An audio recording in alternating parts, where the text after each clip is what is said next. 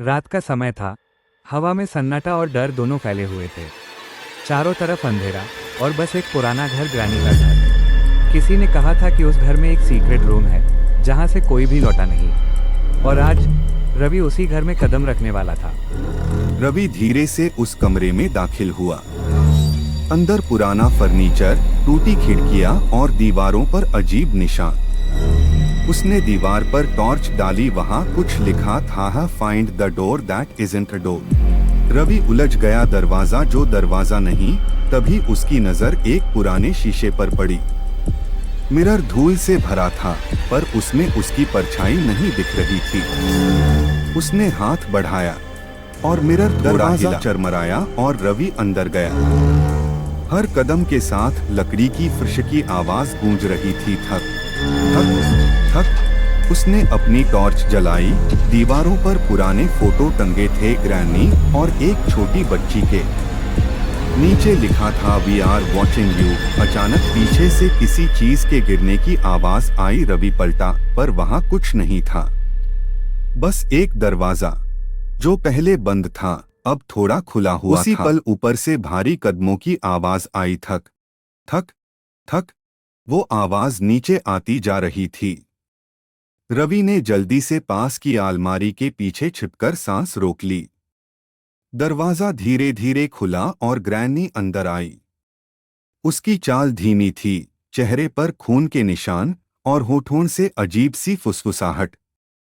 वो मिरर के पास रुकी और बोली, you can't hide from me. Ravi कांप गया, पर ग्रैनी फिर मुड़ी और बाहर चली गई।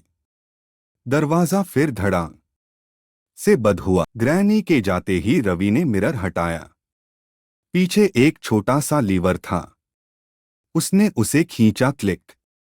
दीवार धीरे धीरे खुलने लगी और एक अंधेरा रास्ता दिखा। वहां से ठंडी हवा आ रही थी, जैसे कोई अंदर सांस ले रहा हो। रवि ने टॉर्च उठाई और अंदर बढ़ गया। रास्ता बहुत लंबा और टेढ़ा-मेढ़ा था। चारों तरफ सिर्फ पानी टपकने की आवाज, टिप टिप टिप। कुछ दूर चलने के बाद रवि एक छोटे कमरे में पहुंचा। कमरे के बीच में एक पुराना झूला झूल रहा था।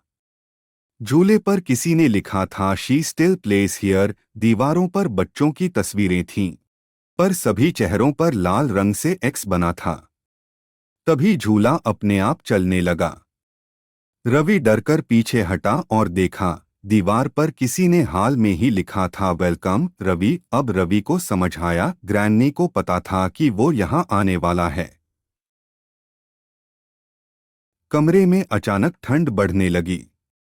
टॉर्च टिमटिमाने लगी और पीछे से एक हल्की हंसी सुनाई दी। है टेह टेह। रवि ने मुड़कर देखा, ग्रैनी दरवाजे पर खड़ी थी। उसकी आंखें पूरी सफेद थीं और उसके पीछे छोटी बच्ची की परछाई दिख रही थी।